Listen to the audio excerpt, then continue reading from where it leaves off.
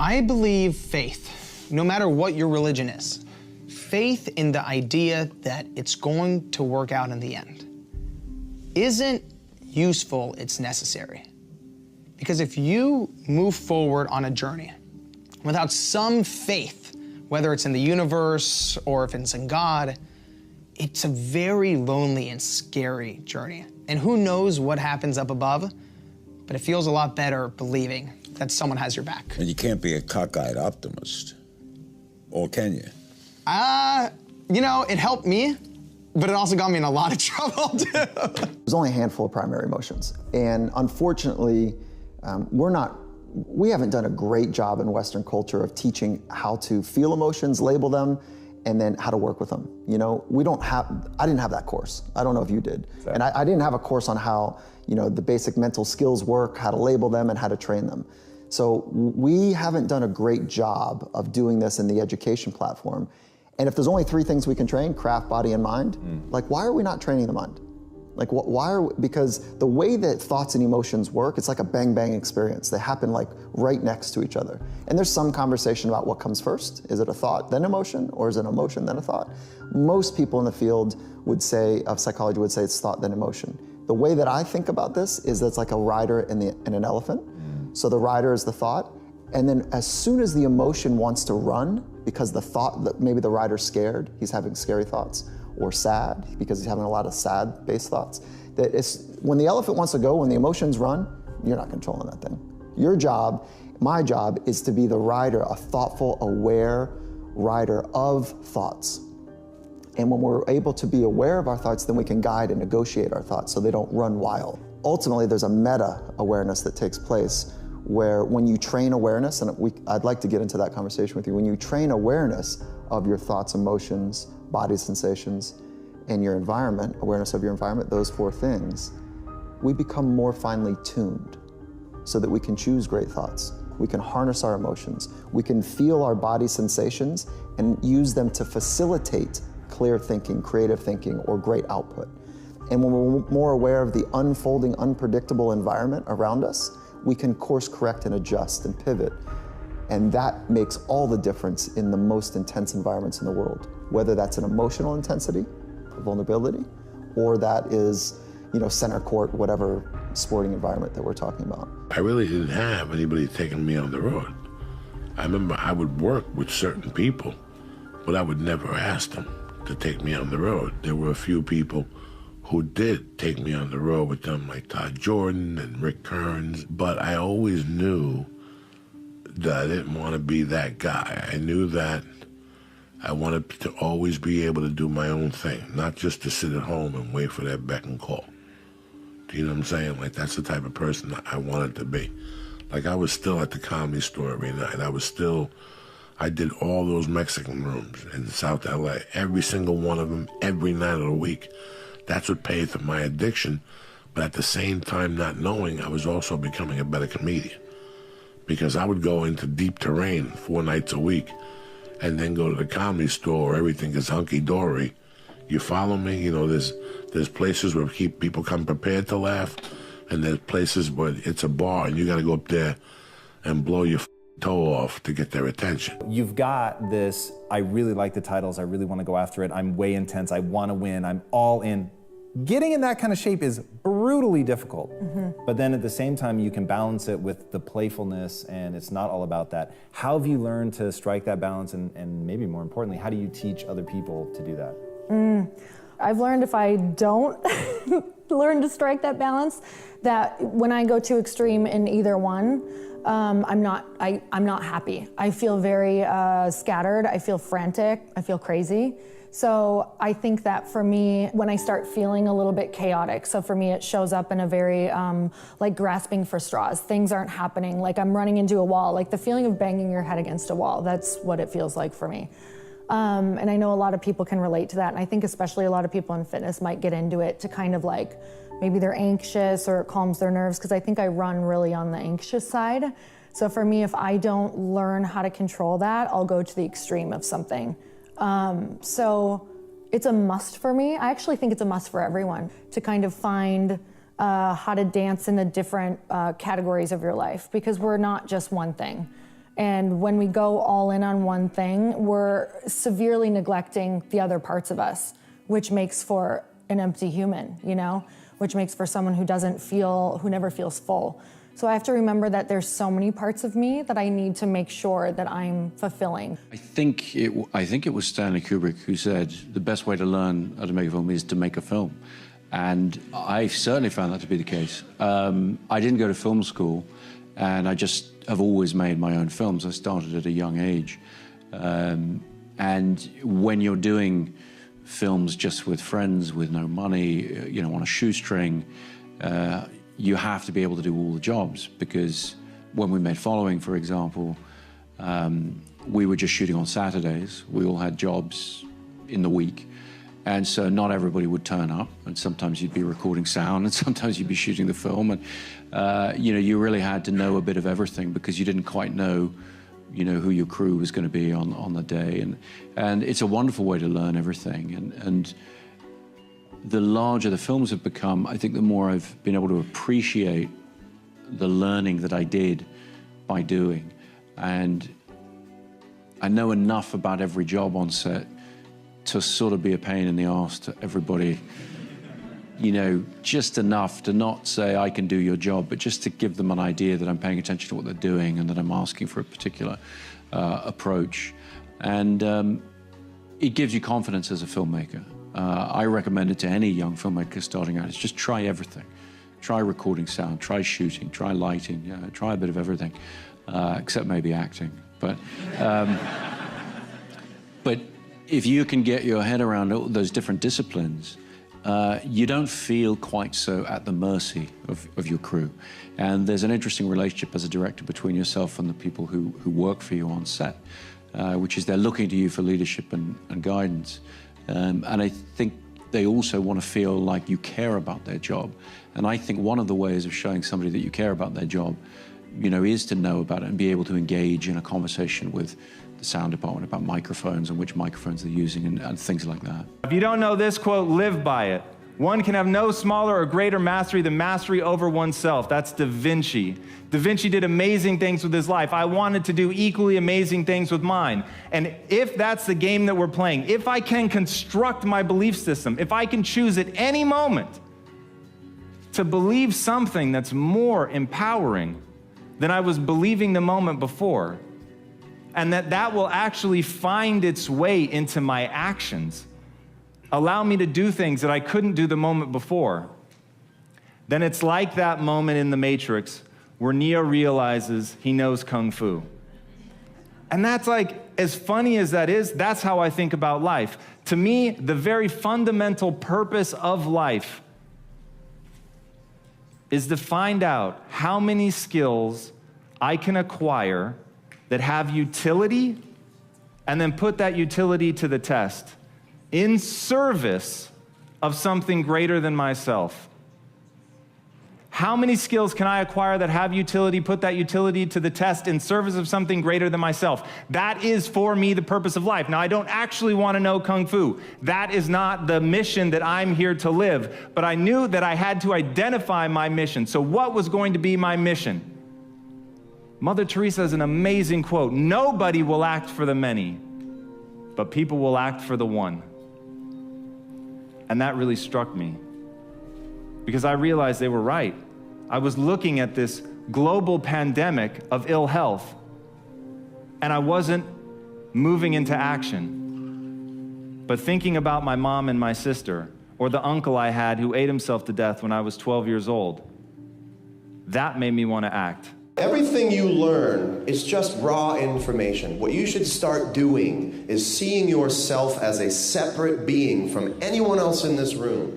You, each and every one of you now, I want to go home and put it incorporated after your name in your head. You are now a being, and you are incorporated. You are now going to take information and go, I could use that for this and that and that. Don't show your cards to anybody else.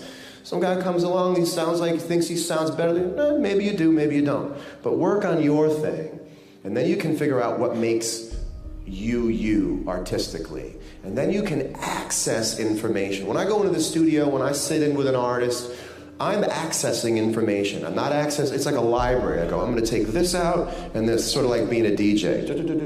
Oh, this'll work. But not by way of just playing everything. And that's what I wish people could do more. I don't know if you can do it real time. I don't know, maybe this is just the time you get everything and you worry about sort of figuring it out later. But I think it'd be an interesting idea to look at the information, learn it, and then immediately start figuring out how you use it or how you don't use it. You know, drummers overplay, guitar players overplay, singers oversing, and songwriters overwrite. So it's a matter of how you begin to shape. Anybody ever jam, and they jam too much, and they run out of ideas, and they get that itchy feeling on the way home, like they just gave up too much, like they just somehow sort of empty. I played everything and I saw the end of my own musical existence. But my whole entire life, I want to be a superhero. I want to be stronger than the average man, have abs like an action figure, and save people's lives all over the world.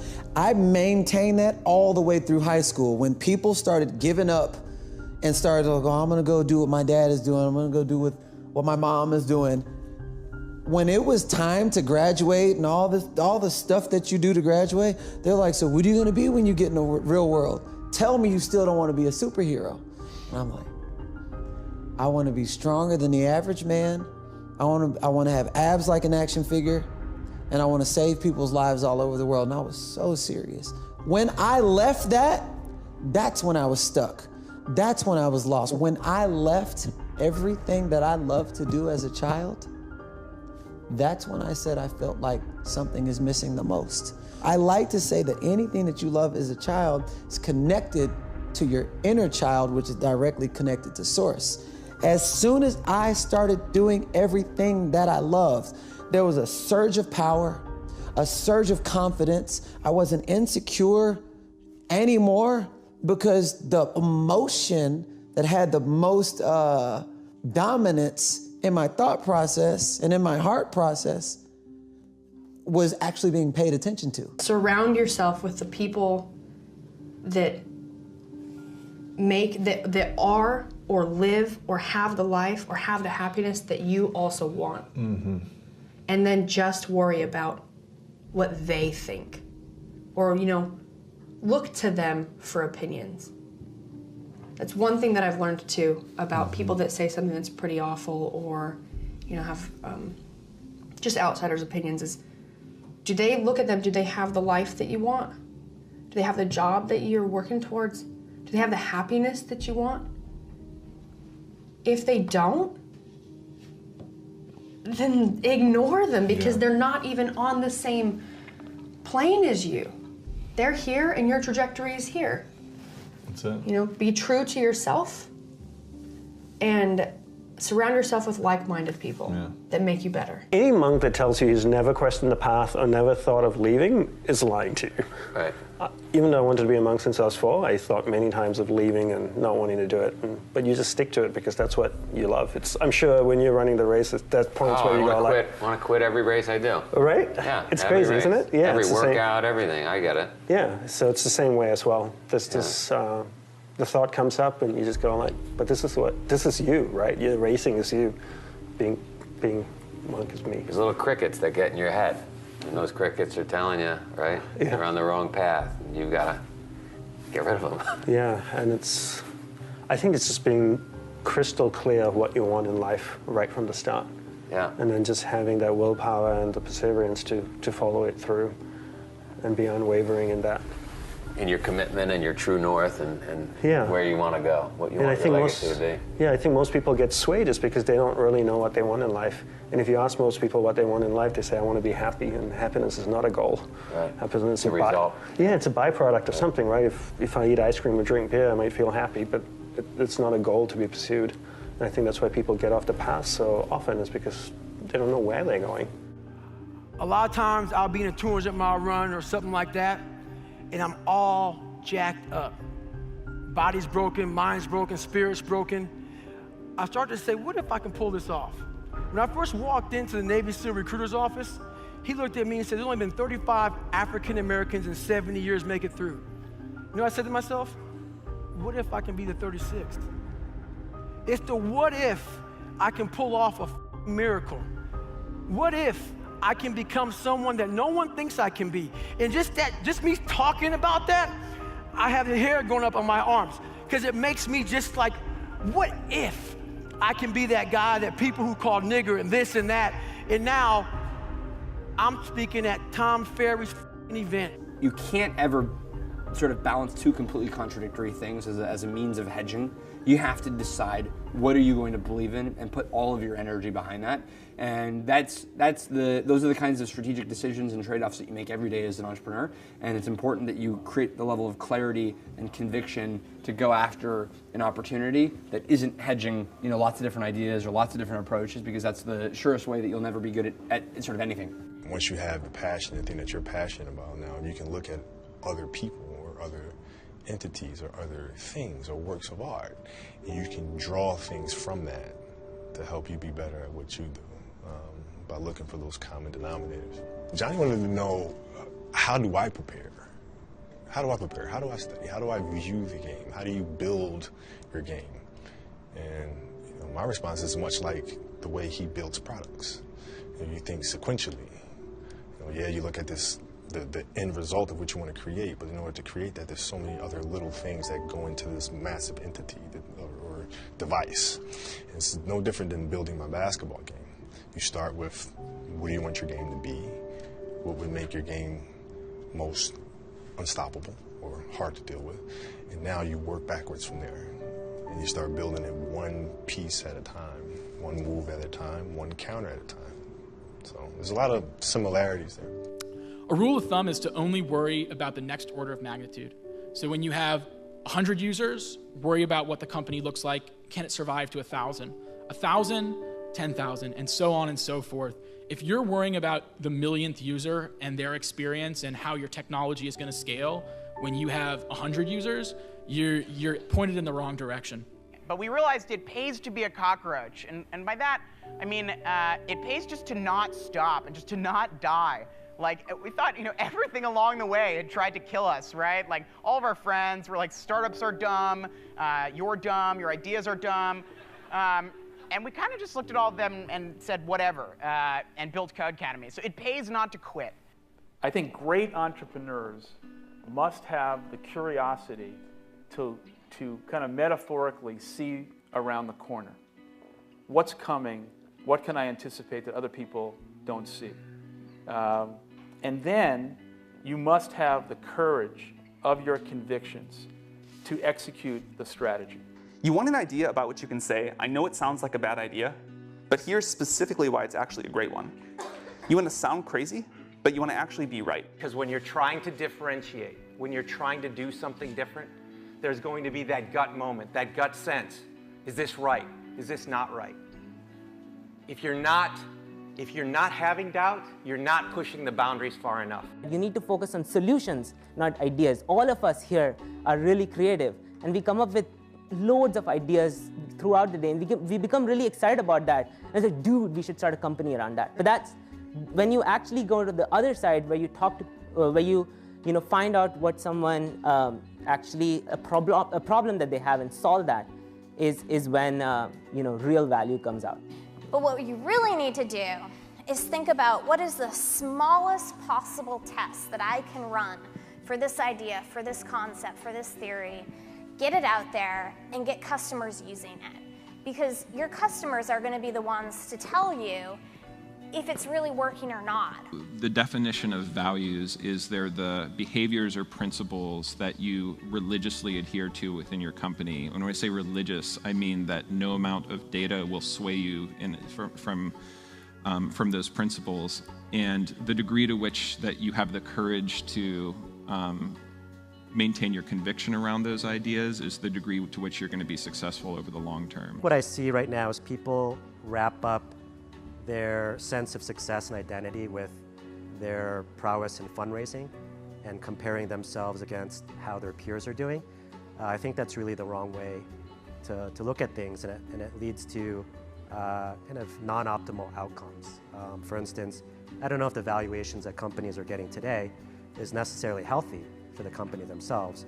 And for us, again, our inability to raise capital actually forced us to be very disciplined in how we think about the operational metrics of the company, and that's allowed us to be pretty successful. I'm in meetings a lot. My calendar gets very full with those, and then at night, after the kids have gone to bed, I'm on email a great deal. I get messages during the day. That's my chance to give long responses. And then over the weekend, I send a lot of mail as well. I take 2 weeks a year to just go off and read and think, where I'm not interrupted by work or anything else. I'm just solidly trying to think about the future, and people get to send me things to read as part of that so-called Think Week. So it's a nice mix of things. About 25% of the time then I'm out traveling around, meeting with customers, Europe, Asia, and that sort of helps me think, okay, do we have the right priorities? What are people responding well to, and what would they like to see us do better? We get to create any company we want, right? We get to create the reason for its existence. We get to create the rules of the game and who we hire and how we hire them and who can stay and who can't stay, right? It's beautiful. And so I just would encourage everyone that as we all contemplate life to try to question the assumptions that we live by and the default options that are given to us, and expand our thinking to wonder what we really can do with our lives. I would say that the lesson learned for me to anybody else out there interested in starting a business is please find something you're passionate about, because it's so much work, it's so much time, it's so much effort. But if the subject matter is something that you genuinely love to be involved with, it's not going to be that big of a drag, and it's not going to be that much work. It's going to be incredibly exciting and rewarding, because to your point, you'll feel like you're living the life that you're meant to live. And I find, even with myself, that it's really hard to do a minimum viable product that's minimum, that you're constantly thinking, no, it really has to have this other partner, it really has to have this. And then you overbuild, and then you have to unbuild and debuild, which is very disappointing. So doing a minimum viable product is really important, and it's even more minimum than you think it is. I was with a bunch of other investors who I respect, and they brought me a deal, and I wanted to be part of it, but it didn't feel right. And I wrote millions of dollars on that one. And it just didn't feel right, and I lost it all within 2 years. So should investors trust their gut then? Absolutely, and trust your gut. But what about, you said earlier, don't be emotional, and sometimes the gut is emotional. No, this is a barometer of risk. It's something internalized for an investor that says, I don't feel comfortable. It's not about emotion, it's just don't write that check. That was recently the first time I didn't listen to that, and I lost everything. So now my radar is up. I listen to my gut. It's not an emotion, it's an index of risk. And you get it as you age. You become a better investor every year. If only I could live to 200, I'd be really good. If you're gonna start your own thing, maybe you have a grand vision of like all the different features it's gonna have and all the different, revenue lines you're gonna do, and keep that vision, but do one piece of that first and do it really, really, really well. It's so much better to do a few things well than many things poorly. If you're not utilizing an online community, then you're at a disadvantage to those who are. You can be asking online communities what they think about your ideas, or if they have any advice with what you're working on. Not only will you hear from people who are passionate about the subject, but you'll be hearing from people all around the world, each with their own experiences and stories that can help you. Compassion for yourself, of course, is as important as compassion for others. When often I get asked questions like people who did something that they now realize was deeply wrong in the past. Sometimes people ask questions about they brought up their children in a way that they now realize was not very conscious, and so that they may have caused suffering to their children, or other people find they have caused suffering to loved ones, and they now realize that what they did was wrong. And again, I say this is an example where you need to be compassionate with yourself, because no human being can act beyond their level of consciousness. So that was your level of consciousness at the time, and you could not go beyond that. And again here, to make demands upon yourself, up to a point it might be a good thing as long as you enjoy it, it's a wonderful thing. When the enjoyment of what you're doing is lost, then you have to be careful, because there you have to come to a stop and say, okay, there's there's something here that's not right because I'm no longer enjoying what I'm doing. Go talk to people who failed at what you're doing and who are no longer doing it. There always are those people. So you started a startup, you know, you look at the history of your space. I'm so surprised how many people I talk to, founders who have no idea the history of their own space. And there's some nice naivete to that, in the sense that, like, oh, you're gonna do it differently. And there's some truth to that. But like, when you get down to making it work and now you're into it already, you've kind of established what you're doing and you have some problems, then I'd go talk to all these people who failed, because you'll uncover all sorts of interesting things that you could try. Because if you build something for yourself, if you build something that you love, that you think is sufficiently epic, if you make something that you love, there's probably another billion people in the world that love it as well. Larger, more established entities can't move as quickly as you can. And success and scale and size all fight against this. And I would encourage you, for the longest possible time as you sort of start your own companies, to look for ways to stay agile. Whether it's in connection or whether it's in design. This is our big advantage as a startup, is that we can actually get away with doing this. We can make this the core part of why we're doing business. It's so hard. I thought doing this research, I thought going into it, there were authentic people and inauthentic people. I did not find any evidence of that at all. What I found is authenticity is a practice, and you choose it every day, sometimes every hour of every day.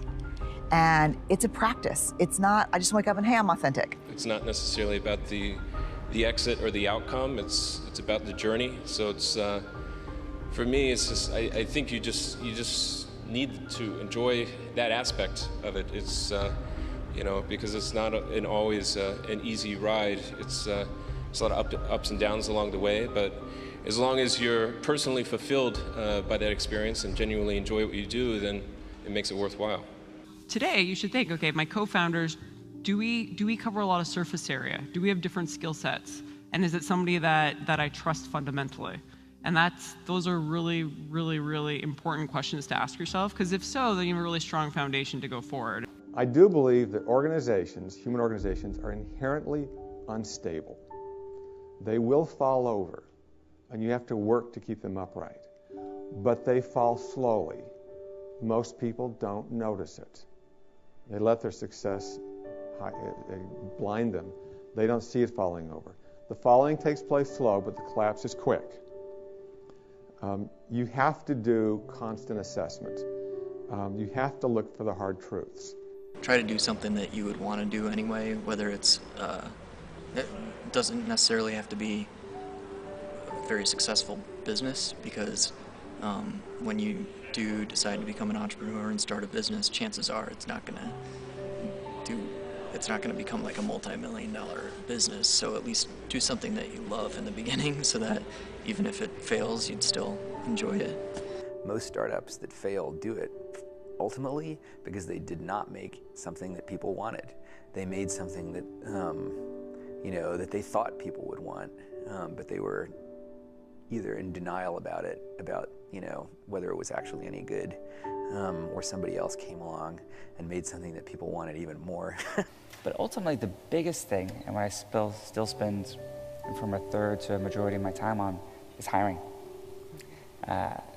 Nothing has the impact of getting the right people around the table. And you can't manage your way out of a bad team. And so some of the best advice I got was from Paul Graham, one of the investors in Stripe, who talks a lot about unscalable strategies for user acquisition. Say, for example, you helping each user personally. Sure, that won't scale as you grow to a very large size, but when a startup is just starting out, it really helps you have an advantage as a small and nimble company. And you know what everybody wants to hear? What they already believe to be true. And so the last thing they want to hear is an original idea that contradicts their belief system. So it's very hard to even bring that kind of stuff up.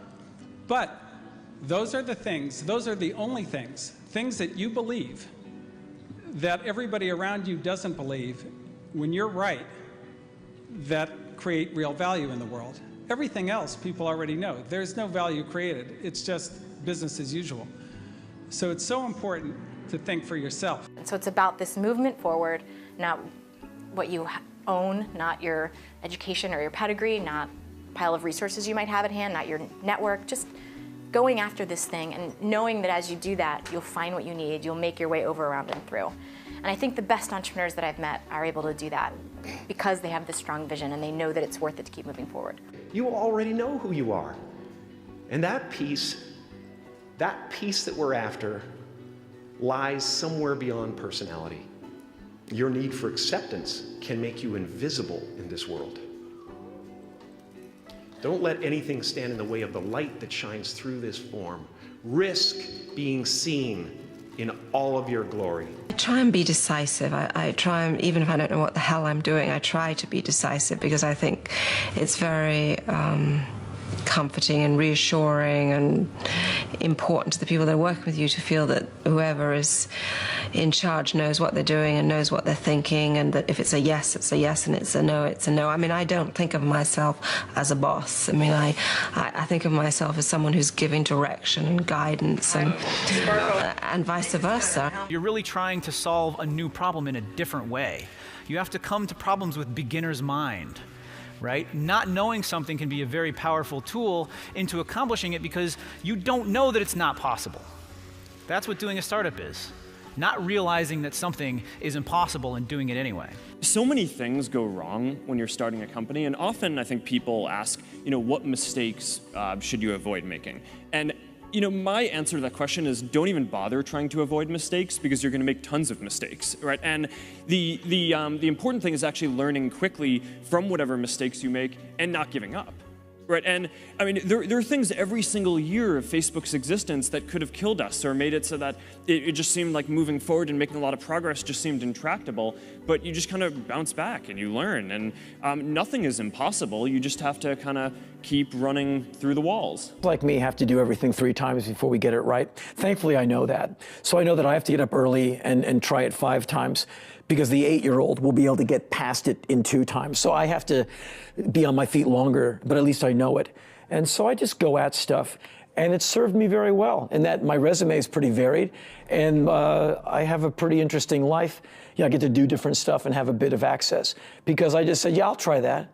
I mean, why would I hold back? People think happiness is all about money. Happiness is never, ever about money. Happiness is about being able to control your own life. That's all you want. It don't matter what you got in your bank, but if you can control your own life, you're happy. That's the beauty. And that's where everybody's mixed up. Yeah. Because you got all this money, but if somebody else is controlling you. The beauty of failing is if you're open to admitting the failure and learning from it, you probably won't fail again in that one department, and you'll know what to expect next time, and that just makes you stronger and more accurate with the risks that you take. If you're going to have a breakout startup, you've really got to think about how you're going to innovate on distribution, not just product, right? And the biggest mistake I see these days that I see brilliant startup founders who are brilliant product people, and they've really thought about their product, but they haven't really thought about how they're going to make it grow.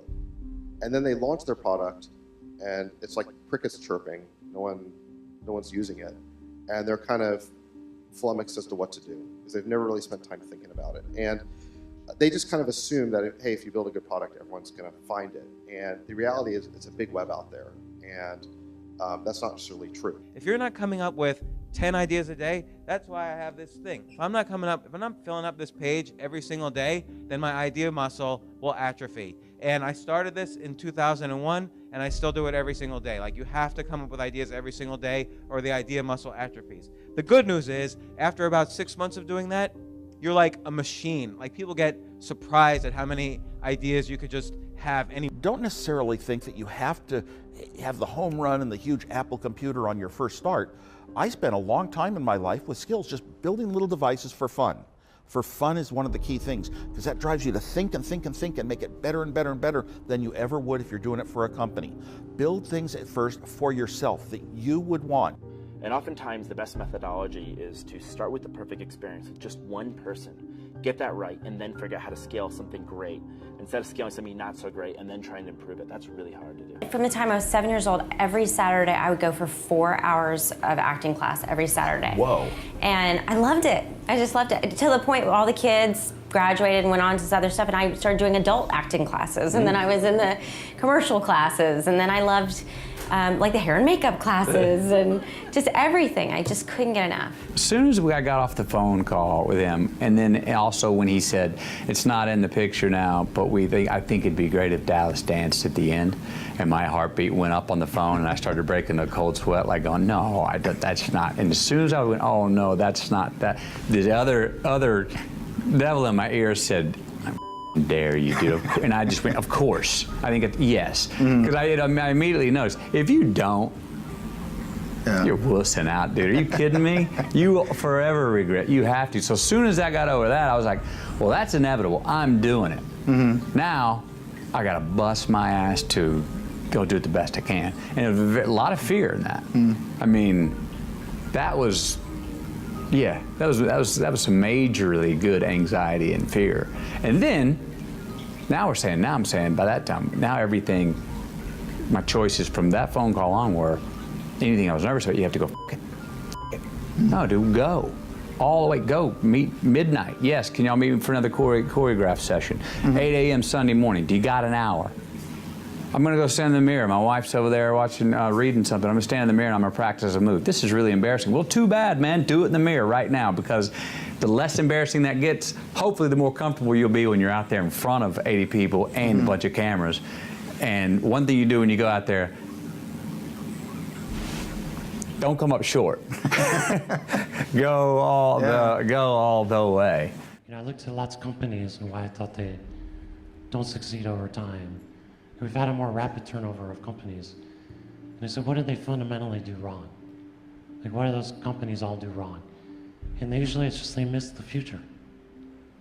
And so I think, for me, I just tried to focus on that and say, what is that future really going to be, and how do we create it? I've learned and experienced is that, you know, if you don't open up and you don't delegate, then you'll kill yourself. And if there's one thing that I've managed to understand is the art of delegation, because if I can pass on, you know, to Claire Smith, to Arian, my palette, my understanding, my knowledge, then grab it, run it, and then pass it on to your team. Don't hold that inside. So the most important part of getting to a goal is to start feeling it now, is to start acting as if, right? If you want to be that leader, if you want to be that author, if you want to be that painter, all it takes is one action, and you truly are in the process of becoming it. So it's funny that I am literally basically done with the book, and I'm like, can I call myself an author yet? I've written a book. Of course, because you have taken the action, you're doing the actions. There is no final anointing of anyone. There's no ceremony, there's no fireworks. You just start acting as if and feeling it and envisioning it and picturing it. And soon enough, you become it, right? So everybody starts somewhere. So whether you are a famous ballerina or an Olympic swimmer, they all started somewhere. They all had to take that first class. They all had to take that first leap into the water, right?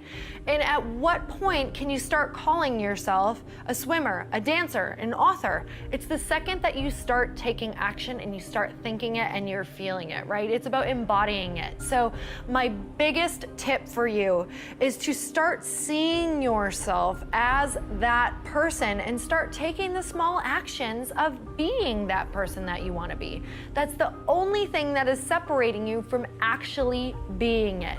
So you have to act as if in order to really start getting that ball rolling, and all of a sudden you are. You know, one way to conceptualize what makes a good product is, you know, good engineering is part of it, good design is part of it, but really it's, one way I think about it is, at least, is maximizing the probability that someone shows up at the front door of, you know, your store or your website or whatever it is and ends up with a solved problem. So when we see a kid with a lemonade stand, it's different than when we see a vending machine selling lemonade, even if it's exactly the same product, because the story around it is what people are paying for. So when I meet small business people, all I ask them is not what's their balance sheet, but what's their story. Why should I pick you? Why do I care about what you're doing? And if you start giving me all this inside baseball statistics about why you're 2% better than some other competitor, I'm already glazed over, because that's not part of the way I see the world. Ben Graham in his low teens looked around and he looked at the people he admired and he said, you know, I want to be admired, so why don't I just behave like them? And he found there was nothing impossible about behaving like them. And similarly, he did the same thing on the reverse side in terms of getting rid of those qualities. How do you think about making a decision when everyone tells you this is a crazy idea? Or where do you get the internal strength to do that? Well, first of all, I'd say I actually think I feel fear quite strongly. So it's not as though I just have the absence of fear. I feel it quite strongly. But there are just times when something is important enough, you believe in it enough, that you do it in spite of the fear. So speaking of important things, like people shouldn't think people shouldn't think, well, I feel fear about this and therefore I shouldn't do it. It's normal to feel fear. Like there'd have to be something mentally wrong if you didn't feel fear. So you just feel it and let the importance of it drive you to do it anyway. Yeah, actually something that can be helpful is fatalism, to some degree. If you just accept the probabilities, then that diminishes fear. When starting SpaceX, I thought the odds of success were less than 10%, and I just accepted that actually probably I would just lose everything. But that maybe would make some progress if we could just move the ball forward. Even if we died, maybe some other company could pick up the baton and keep moving it forward, so that would still do some good. Yeah, same with Tesla. I thought the odds of a car company succeeding were extremely low. And so when we're coming up with ideas, we always ask ourselves, what kind of new market is this creating? And then also what part of my day and what problem is it solving?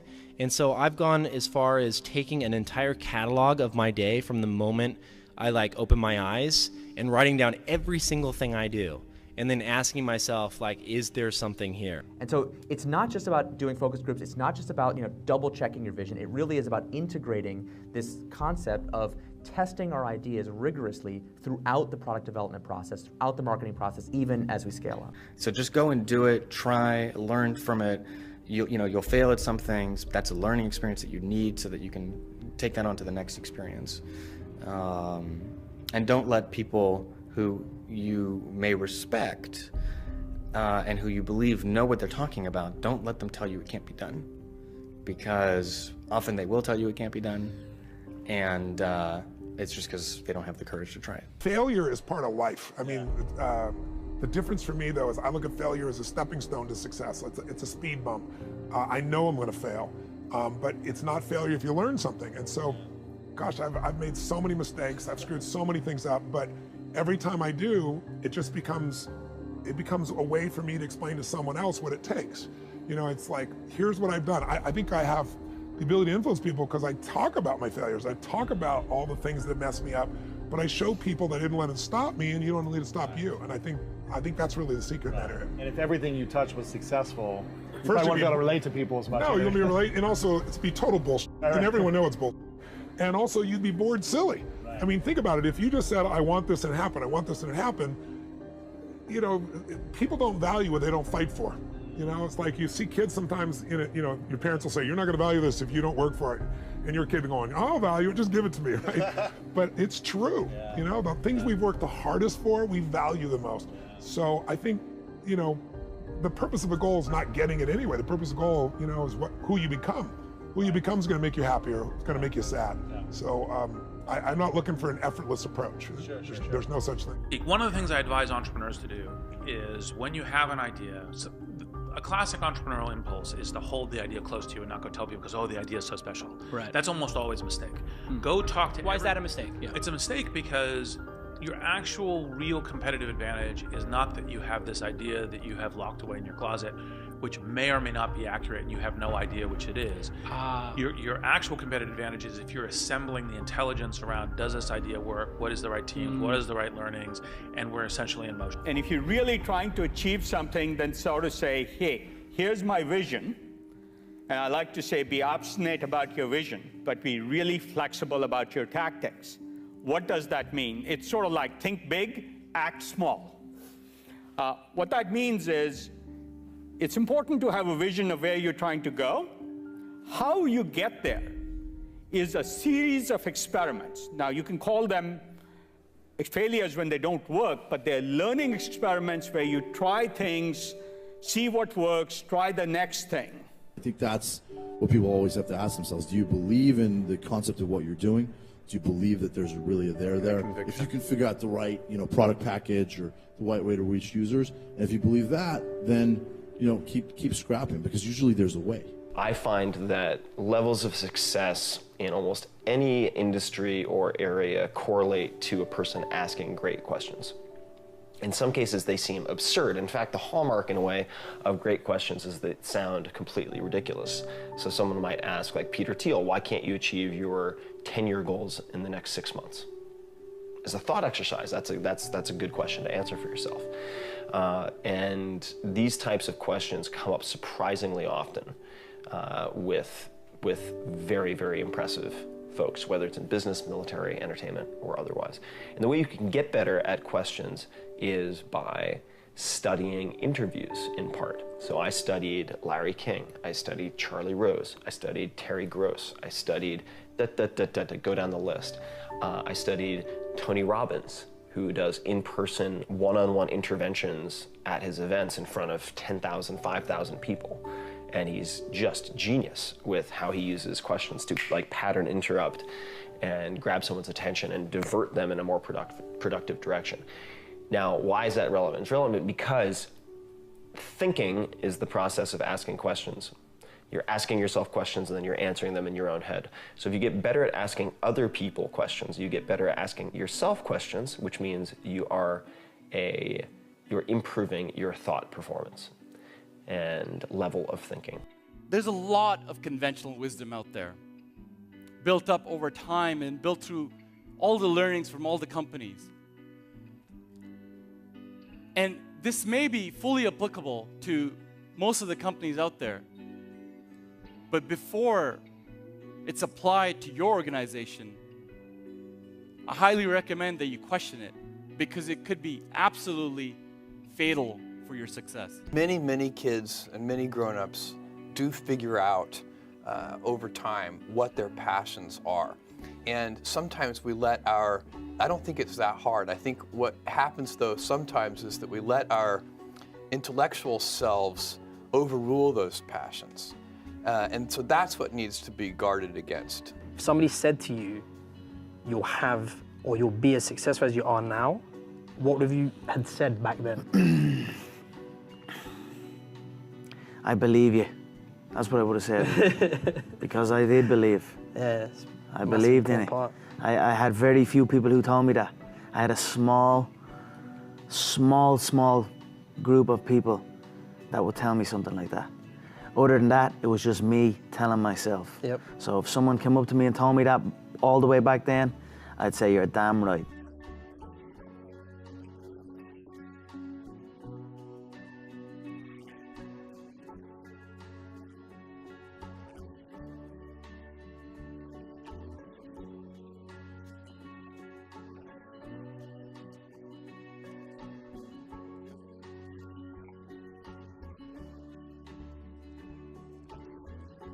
The hardest thing to do is start.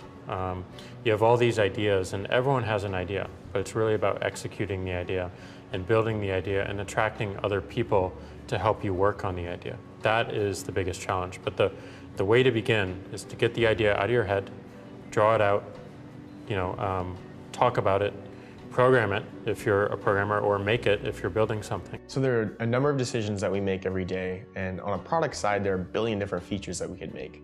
So the hard part is really choosing which ones to focus on, which ones to build, and you only have a finite number that you can't actually execute on. So for us, a lot of it is just listening to the community and more importantly, understanding, you know, what features they're asking for, but why are they asking for these specific things? What's the root problem they're trying to solve or goal that they're trying to achieve? And a lot of that is based on actual behavior. So not just what they say, but what they do. And so I think when you are starting a new business, you don't want to go after giant markets. You want to go after small markets, and you want to take over those markets quickly. What this all comes down to is doing something exceptional for your users, whether it's in community. Don't solicit feedback on your product, your idea, or your business just for validation purposes. Be really careful about that. You want to tell the people that can help move your idea forward, but if you're just looking to your friend, coworker, husband, wife for validation, be careful, because out of love and concern, a lot of people will express some concerns, and it can stop a lot of multi-million-dollar ideas right in their tracks in the beginning.